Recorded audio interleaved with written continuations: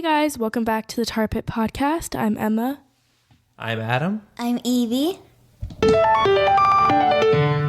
Now we're in episode 8, and where do we start off? We started in Cologne, Germany, and the teams took a car to the airport in Frankfurt.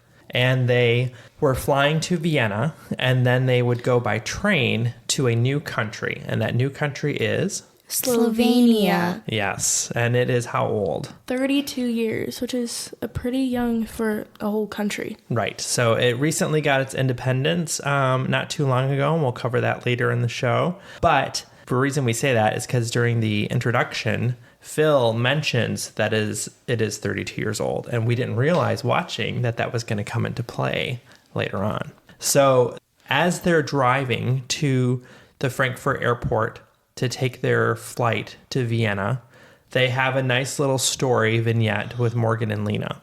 And Morgan and Lena talked about their relationship and building up their relationship and strengthening it on this experience. And then they also mentioned, though, that they had a cousin back home who dealt with some difficult health issues, and that they were excited or happy that their cousin would be able to see them on the show later on, which is now. So that gave them a lot of happiness and joy as they were going on their way to the airport. So they get to the airport and they fly to Vienna. There was an early flight which had John and Greg, Todd and Ashley, and Rob and Corey. But Todd and Ashley and Rob and Corey, when they got to the airport, they got on standby. So it was originally only Greg and John. Right. It was originally them, but they did make the standby list, or got off the standby list and made the flight. And so the three teams were on the early flight, and that put them ahead by quite a few hours. And on their way, they had to take a train from Vienna to Slovenia. And at the train station, they found an earlier train that would put them 8 hours ahead of all the other teams. But as they were riding that train, it kept getting delayed 14 minutes. And then their connecting train, originally they had a 5-minute layover, but it went down to -1 minutes. So They missed that train. Right. So what happened, as you said, is they got to the airport in Vienna, and they noticed that there were different options to get to the town in Slovenia they had to go to. And one of the options was a little bit risky, and they all admitted that. And so they decided together, though, they were going to do it because combined with their early flight, it would have given them, like you said, 8 hours of a lead. But the connections all built on each other. So there was only 5 minutes to make your connection within some of these routes. And so if there was a delay, it would have caused a chain reaction. And that's what happened, is there was going to be a chain reaction, and they were going to be a lot later to make their connections. So go ahead, Evie. So they had to go back, on a train to where they were when they met up with all the other teams. Right. They turned around. They made a decision as a collective group of teams, because they were working together, and said, you know what, let's get off at this stop. Let's turn around and go back to the starting point in Vienna and make the other connections so we can get there, because we're going to be late for the future connections on this leg. Which all made another unintended equalizer. So now all teams are on the same train. Right. And when they get back to Vienna, the other teams were still boarding that first train ride to Slovenia. And so it ended up becoming an equalizer. So they lost their lead, and all the teams were on the same train. To add on to what you said, Corey said that they just lost an 8-hour advantage. Yeah, they did. And you could tell they were upset, but then at the same time, you could tell that they knew they had to turn around, because they would have been potentially even later than the 8 hours. And they knew that they made the right decision when they turned around. Yeah. It was a risky decision. They knew that. They all admitted that it was risky when they took the initial train ride, because it was that whole chain of routes that led with very little wiggle room for error. So they get to Slovenia, and they are at a roadblock. And the roadblock is where one person on the team is in a glider, in a glider plane, and they are being pulled by a motor, or a jet plane, or an engine plane, I guess you would say. It was a propeller plane. And there was a tow rope, and then that tow rope would let go, and the glider plane would just kind of go in the air with a skilled pilot. And they, from the air, had to look at a nearby lake for the next clue. And the clue was that, go ahead. This is where the country being 32 years old comes into play. Because as they were flying over the lake, they looked down and they saw the numbers 9, 9, 1, and 1. And it ended up being 1991, which is 32 years ago, which is also when Slovenia was founded. Right. So there's 4 numbers on and each number was in its own little rowboat, and they were floating, and they were kind of jumbled or scrambled. It looked like they were scrambled. And when you fly, you had binoculars, and you were supposed to look down at the lake, memorize the numbers, and then they land, and then they get to a trivia question. And the trivia question is, what year did Slovenia get its independence? And the answer, like you said, was 1991. But some folks didn't know the year, and so they didn't understand that they kind of scrambled the numbers because they weren't sure and thought it might be a lot older. Like 1199. Yeah. And then I think one of the teams, was it Joel and Garrett, had to go again? I think it was, right? And then one of the things that we didn't notice, go ahead. But Morgan and Lena had to go back too because Lena said that it was 1976. Oh, right, because 7 she and thought 6 weren't one even of the numbers. ones was a 7 because it had the little cliff. It had the little stem on it. It was a 1 with a stem on it. And then she didn't like quite understand the second 9. Yeah. So, right, because she said it was a 6 instead of realizing the line was under the 9, right? But they all said that it was hard to see because you were so high, and also it was hard to get the binoculars in focus. Garrett noticed that the Expedia symbol was pointing to the left, so he noticed that if you read all the numbers to the left, it made 1991, which was the date. Right. So there were 4 rowboats with each with a number, with a 1 or a 9, and then there was a 5th rowboat though in the middle, in the center of it, and there was an Expedia symbol with an arrow pointing. And what I didn't even realize when we were watching it until Garrett brought it up is that the arrow pointed in the direction that you were supposed to read the numbers, and so obviously it gave you the year 1991. I'm kind of sad that they switched to Expedia and not staying with the Travelocity thing because I liked that Travelocity roaming gnome. That gnome was cute, wasn't We it? love the Travelocity I know. roaming And gnome. also, I think it's hard to understand the prizes because they get like these Travelocity points or something, or It's like Expedia. or Expedia points. Sorry. Instead of like a whole Travelocity trip. Yeah, and so it kind of makes it hard for the viewer to imagine what the trip is. I think they're doing a little bit better of a job describing what it could be, anyways. Like this one, that when they won at the end, they gave a little bit more of a description of what the trip could be. But at the beginning of the season, they were just kind of saying it was a point to use at so-and-so, and that was kind of it. And it was hard to understand what that would be like. But the Travelocity roaming gnome was my best friend. My best friend on TV. That's funny. Yeah, it was a cute one. And they would have it be interactive. So they would have they had to take it challenges and places. roadblocks that they had to use. Like on the poem one, on the little boat thing, on the, like, you know how like when you're on a lake, it has the inflatable being pulled by the boat? Oh, yeah. It was like Corey and, Like the blow-up raft. what Yeah. was the other one? Corey and, anyways, they had to take the Travelocity roaming gnome and memorize a poem while on the raft. Oh, Tyler. Yeah, Tyler and Corey. Yeah, that's right. That one season 33, I think, they had to use the Travelocity roaming gnome and like bungee jump or something like that. Yeah. And like Ashley said when we were doing the interview with Todd and Ashley, she said like she was really afraid of heights, and that Travelocity roaming gnome kind of got her through it.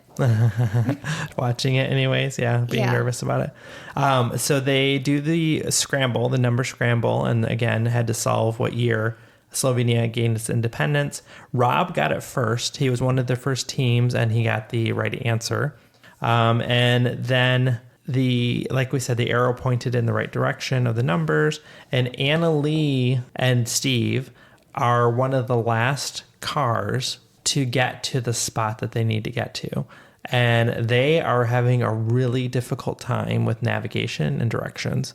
And she's really starting to get frustrated and get snippy with Steve. And you can see that the wheels are coming off a little bit with her. And so I felt bad for her because you could tell she's really competitive. She wants to win. She's, I think, been a fan of the show for a long time. At least that's what it sounded like when we talked to her before. And you can tell that she was getting really disappointed. And I think she had the feeling that they were in last place this whole time. Yeah, and like to add on to what you said about being disappointed, when she was telling Morgan about like how they were in last place and how she was really sad about it, you could hear her voice like cracking, and it looked like she had tears in her eyes. Mm-hmm. And then like a little while later, you could see that again, and like I just felt so bad for her. Yeah, I did too. So I think that once they got to the spot though where the glider was, I think they realized that they weren't as far as they thought. So that was good.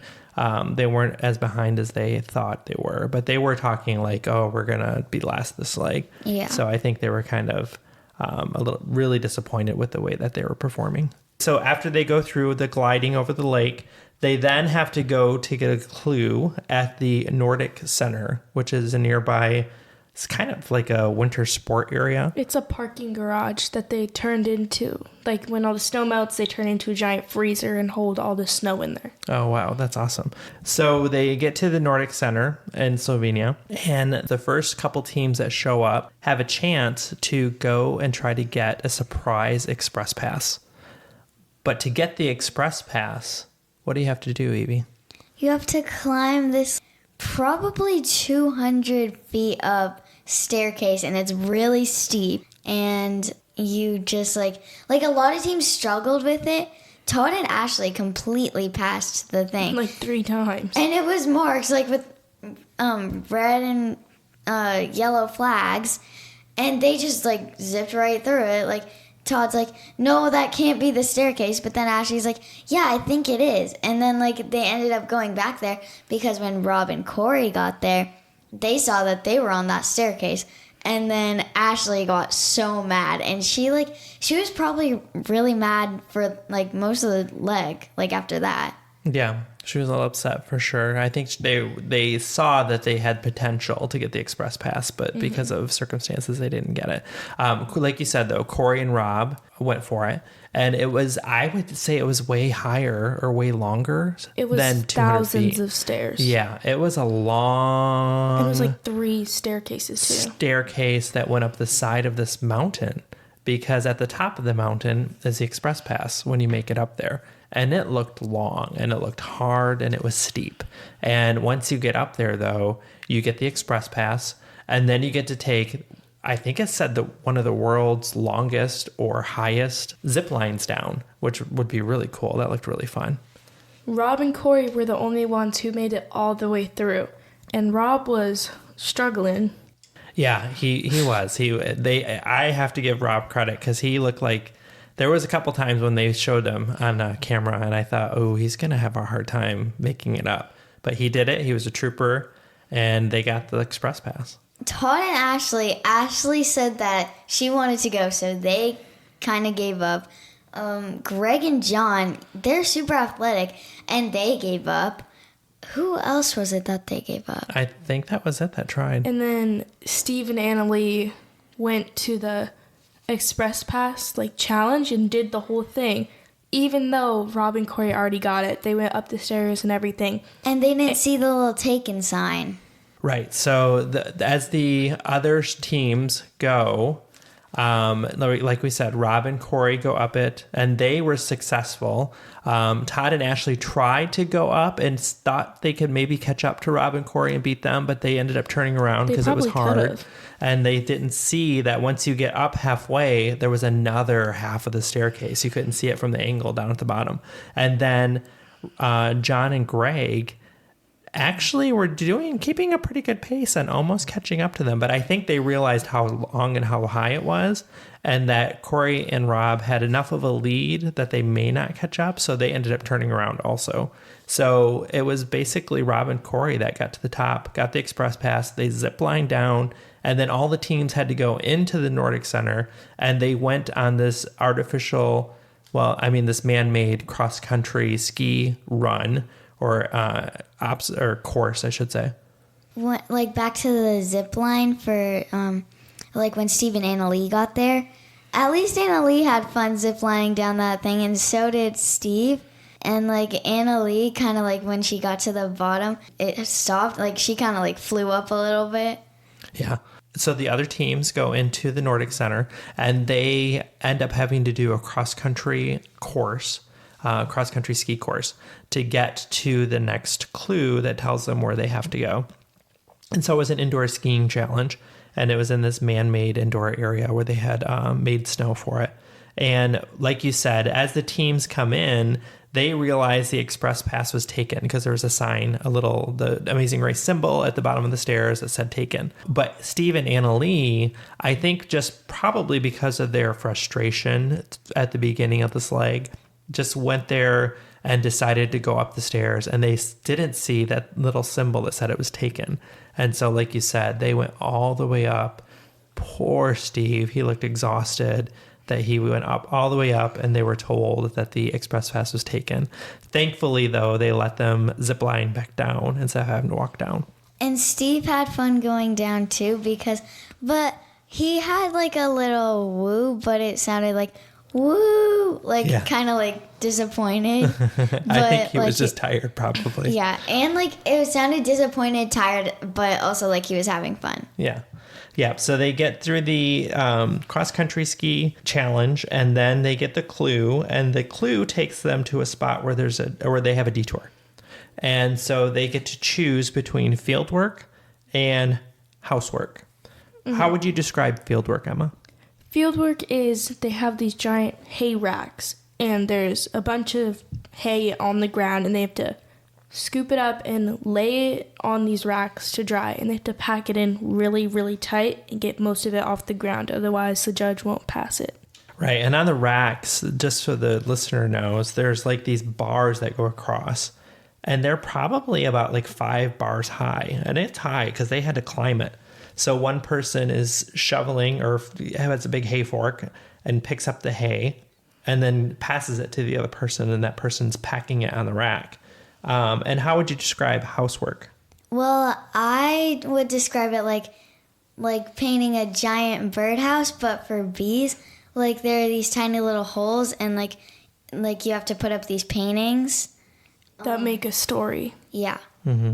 So what is being told as you're watching the show, and they describe what the housework is that you're making a home for a family of bees, and that Slovenia has more beekeepers than any other country in the world, and that they're very proud of that. And with that comes big, elaborate, they call them bee homes. And so you're not just doing beehives with the sheets of woods like we're thinking of in those big boxes. They actually are making them in the design of these little homes. And on the side of them, they paint them, and they have all these little paintings and drawings and images on them. And so they tell a story. And so you're putting this bee house together. And that's part of the challenge. Joel and Garrett were at that detour, and they were like, it's like an IKEA. It's an IKEA bee house. Right, because it didn't require any hammering or nails, and they were all pieces that kind of fit together like a big puzzle. And also, Joel and Garrett, remember that one time when they left their fanny pack? Mm-hmm. Oh, yeah, that's right. They left their notebook this time, and they had to go all the way around. And it was Joel's fault again. But technically it was both of them. But Joel's the one that realized it. Yeah, well, So the teams that are doing field work are creating hay rack. What we begin to notice, though, during the field work detour is that there are people with allergies. And all of this hay sweeps up all kinds of hay dust. And so people are sneezing like crazy. I couldn't remember if it was John or Greg, but somebody on their team was just sneezing like crazy. Both. And then Corey in the car was so puffy, like his face. Yeah, so Corey and Rob also did that challenge, and when they left to go to the next spot, then he was super itchy, and they had to stop, actually, to get a Benadryl out of the backpack. Speaking of Greg and John and Rob and Corey passed Greg and John, even though they went to go get the express pass. That's true, they did. Speaking of Greg and John, when they were talking like behind the scene, like for a little clip, like behind the scenes. And when they were talking about the hay, John sneezed and said, "Just thinking about it makes me sneeze." That's true. That was funny. So they did that. Todd and Ashley did the hay event. Todd's face was so dirty. Yeah. All of them were. They had all kinds of hay dust just, and like, little pieces of gross. hay everywhere on them, and they were sweaty and Their sticking hair, to them. in their nose, in their mouth, Yeah, in their they had to eyes. wear these funny hats when they were doing the challenge. That was kind of funny. I wasn't a big fan of the hats. neither. And so it was Todd and Ashley, Greg and John, Robin, Corey, Robin and Chelsea. and Robin and Chelsea. And was it Robin or Chelsea? They made a little comment because they didn't think that Todd and Ashley would It be was able to Chelsea, do it. I It think. was, it was Robin, because Robin's kind of the judgy one. Yeah, she was the one of them said that they thought it would be too much hard work for Ashley to be able to handle. So they thought they would end up leaving and going to the other detour. But they did it all before Robin and Chelsea. So. Yeah. Yeah, surprise to them because Todd and Ashley were the first ones done with the hay fieldwork And detour. Robin and Chelsea were the last. They were. So then we had the housework detour, and that was Joel and Garrett and Annalie and Steve. Oh, Morgan and Lena did the fieldwork also. So who did the housework one? Stephen, Annalie, and Joel and Garrett. And then, and Steve and Annalie get there. They were later, as they were throughout the whole leg. And they were, again, worried and making comments that they felt like they were last. But I think when they got to the challenge and saw Joel and Garrett there, they felt a little bit better about their standing and thought maybe they had some time to catch up. But then Joel and Garrett kind of rocked out the house and they got done. But then the they had to twist came was, back. like Evie said, Joel left his notebook at the site and they had to turn around and come back and get it. And Joel said, if we want to make it to the end, then we got to go back and get that notebook. Because it has everything. Like, at the end of every season, they always have, like, this big memory challenge. And people usually write stuff down in journals or notebooks. And that's their notebook that they put everything in. Right. That's their notebook that they're going to study if they make it to the final leg. You're right. So that's what they're saying. They're like, we plan on winning. So if we're going to go that far, we need this notebook. So I get it. They had to turn around and get it. So then it comes down to Morgan and Lena are the last ones at the fieldwork challenge. And, oh no, they weren't. They It was just Robin got and lost. Chelsea. It was Robin and Chelsea. But when Morgan and Lena left, they were getting lost. They had a hard time with directions. And so that really put them behind. So when it gets to the pit stop, they How had did to they go get to the pit stop? What's that? How did they get to the pit stop? What did you have to do before the pit stop? So they go from the detours to one of the tallest buildings for the next clue. They had to drive to one of the tallest buildings in Slovenia for the next clue. And they are driving, and Morgan and Lena are having a really hard time with directions and navigation, and that put them further and further behind. This building had a ton of stairs as well, a really large spiral staircase. It did. And Rob was going up them, and he was like, "My God, again? You got to be kidding me!" Yeah, that was funny because they just did that huge mountainside challenge to get the express pass. And so they get done with the fieldwork detour and they go to that tall building for the next clue. And to get it, though, they have to go all the way up this massive spiral staircase. And of course, I'd be disappointed too. I'd be like, oh my God, again. That's what he was like. I felt like Rob was going to collapse because he went up so much stairs. I know. I have to give it to him, man. He was a trooper. That was great. He hung with his son, and that was pretty cool. He did a good job. So they get to the top of this building. They get the next clue, and the clue takes them now to the pit stop. And the pit stop is at a place called Dragon Bridge in that town. And from the tall building to the pit stop at Dragon Bridge, it comes down to a foot race for first place and a foot race for last place. So when they leave the building, the foot race for first place was between John and Greg and Todd and Ashley. And you're watching and you're trying to figure out who's going to get there first. And the first 3 teams were the first 3 that were working together to get on the earlier train. That's true. We did earlier in the show see the beginning, almost what I would call an alliance. So we had some work between John and Greg, Rob and Corey, and Todd and Ashley. And the three teams were kind of working together. And I don't know if I'd say working together in a strategic way, but definitely helping each other out. They tend to gravitate to each other. And so we see the beginning of what might be an alliance. Which is a good alliance for the last 3 teams. Yeah, actually. So they end up getting to be the first 3 teams, you're right, at the pit stop. And it comes down to a foot race, though, for the first place. And that's between John and Greg and Todd and Ashley. And then it comes down to a foot race for the last 2 teams of who's going to be last. Evie, what were the standings this episode? Greg and John got first, and they got Expedia travel points for Namibia. Namibia, thank you. Todd and Ashley got second. Rob and Corey got third. Joel and Gary got fourth, even with that little fanny pack incident. Robin and Chelsea got fifth. Stephen and Lee got sixth, so they're still in. But Morgan and Lena got eliminated, and I started crying. They did, and it was between them and Steve and Annalie. Right, and it came down to almost a foot race because they were pretty close, neck and neck, to get to last place.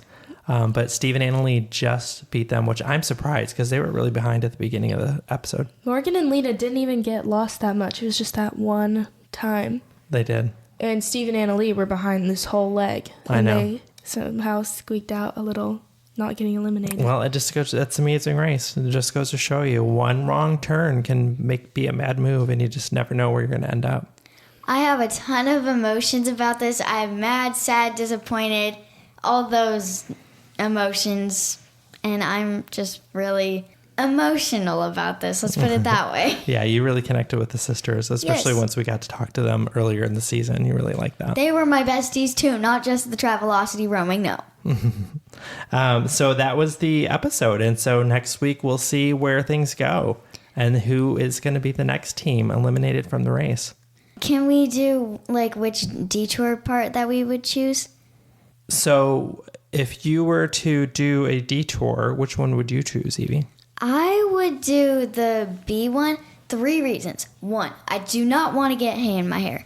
2, I like painting. 3, I've never gotten stung by a bee, so if I get stung by a bee, then if I was going right now, then that would be the first time. Evie or Emma, which one would you do, field work or housework? I would do housework because I have seasonal allergies and I don't want to breathe in all that hay. And also it looks pretty easy because you're just painting and putting stuff together. Yeah, I think I agree with you. I think I'd probably do housework just because you weren't necessarily handling the bees. You were just making a new home for them. Yeah, And- but if one of them flew out. They weren't really, they they weren't didn't. in the house and they weren't around you, so. Yeah, they weren't around, so I think it would have been safe that way. And then also, like you, grass really irritates me, fresh cut grass. And so hay, I think, would have really been very irritating and itchy and made me stuffy and everything. So we will see where things go next week with the show and the race and see who gets eliminated. I want to thank everybody who follows us on Instagram at _tar_pit. We've reached our 5,000 follower landmark. And because of that, we are going to be celebrating at Disney World, and we will do a face reveal of the co-host on that show for myself, Emma, and Evie. And thank you, everyone. If you'd like to support the show, please go to buymeacoffee.com/thetarpit. Thank you, and see you next week. Thank you. Bye. Bye.